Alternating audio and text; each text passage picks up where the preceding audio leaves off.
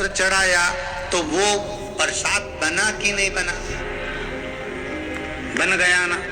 अब प्रसाद बन गया तो उस बेलपत्र को उठाकर लाकर खाना और खाकर अपनी औषधि के रूप में उसको स्वीकार करना, उसके बाद इस शरीर में चाहे शुगर हो, चाहे बीपी हो, चाहे ब्लड प्रेशर किसी भी रूप में हो, चाहे किडनी, लीवर कुछ भी डैमेज हो रहा हो, डायलिसिस चल रहा हो, अब एक बार बाबा को चढ़ाकर उससे विनती कर कर तो लाओ कि हे शंभु, ये तेरे बल पर लेकर जा रहा हूं। मैंने सुना है तुझ पर जो चढ़ता है वो प्रसाद बन जाता है, और ये त्रिगुणाकार बेलपत्र को मैं लेकर जा रहा हूं, मैं खाऊं और बाबा इतनी कृपा कर देना कि ये औषधि का काम कर दे और मेरी बीमारियां समाप्त कर दे। ये शिव से कहो।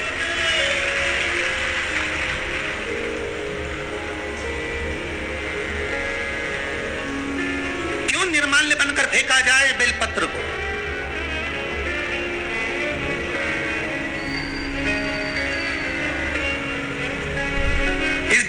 के मूल तत्व को जिस दिन जानोगे, बैसाखी शिवरात्रि शिव महापुराण की कथा चल रही है रतलाम के पावन प्रांगण में, और लाखों लाखों लोग कथा को श्रवण कर रहे हैं। कल जितने लोग आए थे उससे 2 गुना लोग आए हैं, टेंट एक्स्ट्रा लगाया है। बता रहे थे कल 9 बीघा में टेंट लगा था, आज 18 बीघा में टेंट लगाया है तो भी जगह नहीं है बैठने के लिए, लोग खड़े होकर कथा सुन रहे हैं।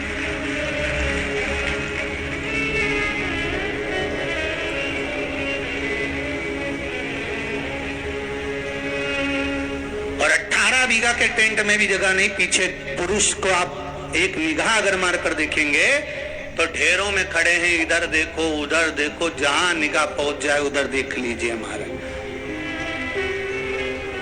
लाखों लाखों लोग इस कथा को सुन रहे हैं।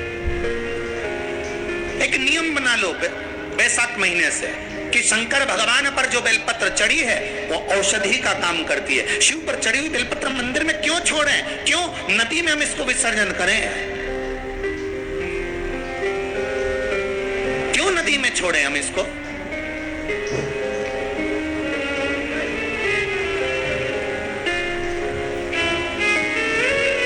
उसको उठा लाए, उसका प्रयोग करा, खाया, और उसका जो फल हमें मिला वो जीवन का सुख। हम तो ब्राह्मणों से भी कहेंगे, जितने ब्राह्मण जन शंकर भगवान के मंदिर में पूजन करते हैं, जितने विप्र जन भगवान शिव के मंदिर में पूजन करते हैं, उनको करबद्ध निवेदन, उनके चरणों को प्रणाम कर कर, उनके चरणों को नमन कर कर, उन ब्राह्मणों के चरणों को नमन कर कर निवेदन करूंगा कि आप शंकर जी के मंदिर में कोई प्रसाद बांटो ना बांटो, जो बेलपत्र शंकर जी के मंदिर में चढ़ती है उस बेलपत्र को उठाकर धूप में डाल दो, सुखा लो, पीस लो, और पीसने के बाद उसकी पुड़िया बना लो।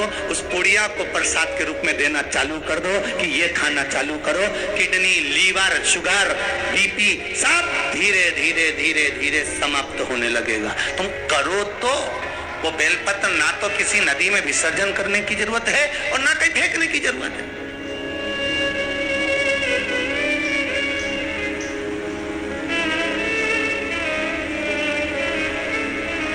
प्रतिदिन भगवान को तुलसी चढ़ाते हो ना? तो रोज भगवान को तुलसी उनके भोग में चढ़ाते हैं, उनके सामने चढ़ाते हैं, उनके सम्मुख में ठाकुर जी की तुलसी चढ़ाते हो। उठा लाए, प्रयोग में लो, क्यों उसको विसर्जन में डालते हो?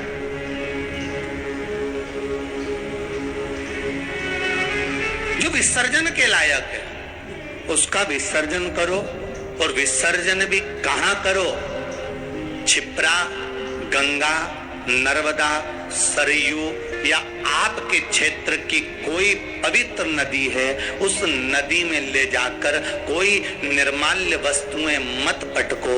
आज वैसे ही इस पृथ्वी पर जल स्तर गिरते जा रहा है, उस पवित्र जल को हमें संजोना है। जो निर्माल्य की वस्तु मिले, एकांत में किसी खेत में उसको एक खड्डे में डालकर इकट्ठा करो। जब उसकी खाद बन जाए तो जिस खेत में उसको डालोगे भगवान के प्रसाद को, वो खेत भी उज्जवल आनंद सुख प्रदान करेगा और कुछ ना कुछ अच्छा देना प्रारंभ करेगा। क्यों? किसी पवित्र नदी को हम नष्ट कर रहे हैं? क्यों गंगा को हम कचरा डालकर नष्ट करें? क्यों यमुना को, सरयू को, क्षिप्रा को हम नष्ट करें? हम उसको शुद्ध बनाने का प्रयास करें, हम उसको निर्मल बनाने का प्रयास करें। अपने गांव में, नगर में जो तालाब, जो बावड़ी, जो कुएं हैं, उनको हम निर्मल बनाने का प्रयास करें, शुद्ध बनाइए। किस किस के घर में तुलसी का पौधा है? सबके यहाँ है? रख लो।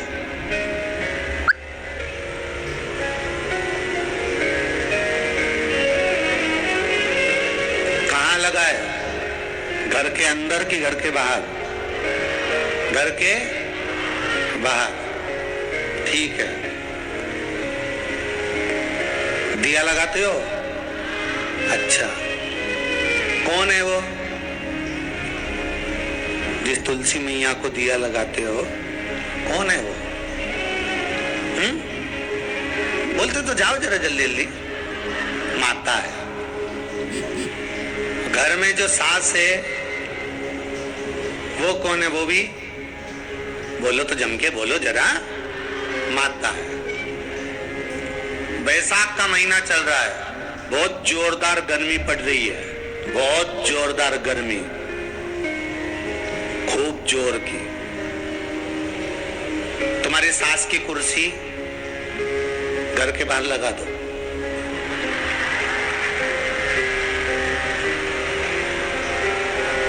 कितने घंटे बैठ सकती है वो? बोलो जरा, जम के बोलते जाओ। यहाँ विश्वास की कथा चल रही है, भाव और श्रद्धा की कथा चल रही है। कितने घंटे बैठेगी वो? अरे 1 घंटा भी जाने दो जी जियो। 15 मिनट ऐसी चिलचिलाती हुई धूप में वो बैठ जाए, बहुत कठिन बात, बहुत कठिन। तुम्हारे घर के दरवाजे पर तुलसी का क्यारा है, तुम उसको दिया लगाती हो, माता कहती हो,